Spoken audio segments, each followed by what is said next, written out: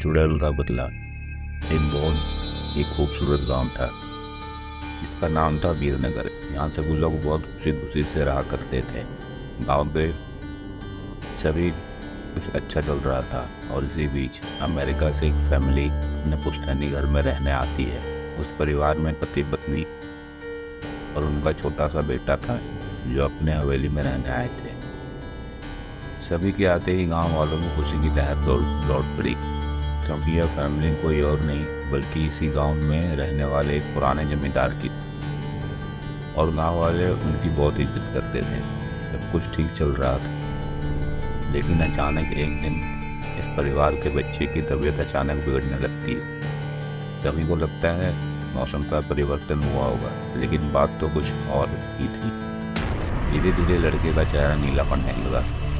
आनन फानन में परिवार ने डॉक्टर को बुलाया और डॉक्टर को भी कुछ समझ नहीं आया तो उसने पास में ही बने एक हॉस्पिटल में उन्हें स्वास्थ्य परीक्षण के लिए आमंत्रित किया ताकि बच्चे की बीमारी का पता लगाया जा सके। परिवार ने डॉक्टर की सलाह अनुसार हॉस्पिटल जाना जरूरी समझा। सारे टेस्ट होने के बाद भी कुछ नहीं हासिल हुआ। जैसे ही सारा परिवार गांव पहुंचा तो गांव के कुछ बुजुर्ग ने बच्चे की हालत देखकर उन्हें ओझा के पास जाने को कहा। आज भी गांव में पुराने रीति रिवाज के अनुसार झाड़ फूक करके इलाज करने की प्रथा कायम है। परिवार सभी सदस्य के बच्चे के लिए ओझा के पास भी जाने को तैयार हो गए। गांव के पास ही पहाड़ी में एक बाबा रहते थे जो कि काली विद्या में माहिर थे। जैसे ही उनके आश्रम की सीढ़ियों में वह बच्चा अपने परिवार के साथ पहुंचा तो ओझा जोर जोर से चिल्लाने लगे, "तू क्यों आई है? इतने वर्षों के बाद भी तेरा बदला सांस।" यह सब सुनकर बच्चे के माता पिता और गांव वाले दहशत में आ गए। उन्हें समझ नहीं आया कि बाबा को इतना क्रोध क्यों आ रहा है, जबकि उन्हें अभी तक कोई बात बताई नहीं गई। लेकिन बाबा तो काली माया में माहिर थे, इस वजह से उन्हें रूहानी ताकतों को पहचानना आता था। सभी लोगों ने आश्रम में प्रवेश किया, लेकिन बाबा ने केवल उस बच्चे को पास आने को कहा। बच्चे की हालत बहुत ही खराब थी। उसकी आंखें लाल हो चुकी थी, उसका शरीर नीला दिखाई पड़ रहा था और उसके शरीर का तापमान आम बुखार से कहीं ज़्यादा था। ओझा ने विभूति उठाकर के बच्चे के मुंह में रखा। बच्चा जमीन पर लेट गया और जोर जोर से हाथ पैर हिलाने लगा।